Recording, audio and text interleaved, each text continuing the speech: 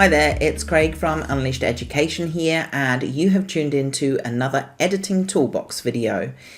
In these quick videos, we give you tips and tricks and techniques that will help you improve your pet photography editing skills.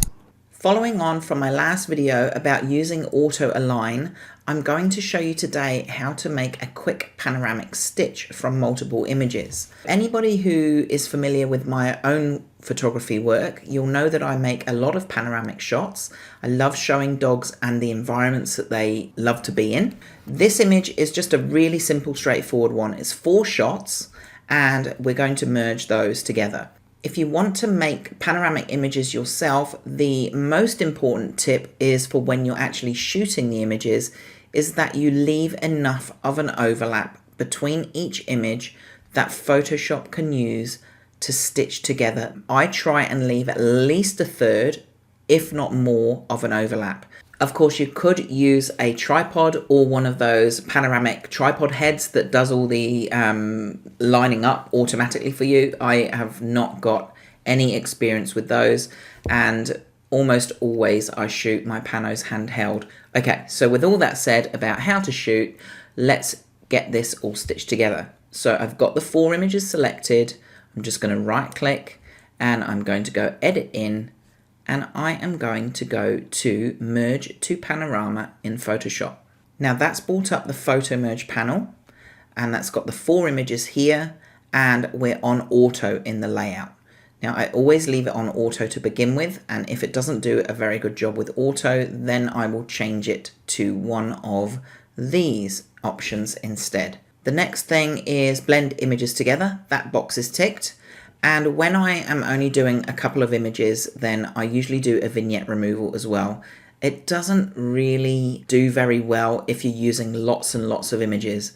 Most of my panoramas are upwards of 20 images, and they can go in anything up to 50 or 60 even. It goes really weird if you do that. So if you're using lots and lots of images, then don't check vignette removal. And then I don't check these 2 boxes. If I have any areas I want to fill, I'll just fill that manually, and then I don't tick the geometric distortion correction. So then we just press OK. Photoshop will do its thing.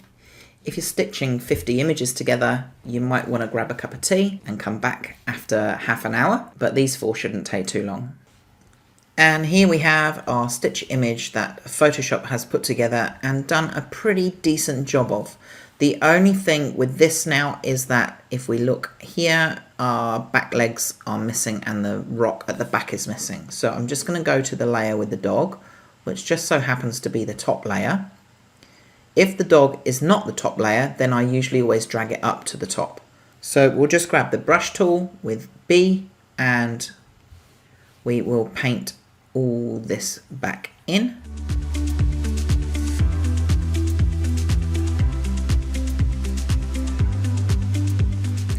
Okay, and then we'll just need to crop this. So I'm going to merge these layers and then it won't take as long for Photoshop to crop it. So crop. Now I've got my standard 2:3 ratio here, and I will just clear this. So now I can just free crop it however I want. I want to definitely keep all of that in. We can come up from the bottom there. I'll probably take out this hard edge here up to there-ish, and maybe take it up a little bit more just so the eyes are kind of on the thirds. We might come in a little bit this way. I don't want to lose this rock on the edge there. I think that's a good stopping point for the composition, but I want to have the dog a little bit more centered. I think that's okay though, so I'm going to just crop there, and then I can just check around the edges. We've got 2 very obvious empty spaces here where there are no pixels, so we'll just fill those with the patch tool and using content aware. Same down here, fill that. Sometimes in places you do get really small areas of empty pixels. Just check around the edges of the image really carefully to make sure you don't have any pixels that you need to fill in.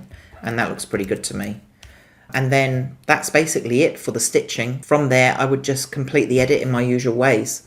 So I hope that that's been helpful. I hope that it will inspire you to go out and shoot panos.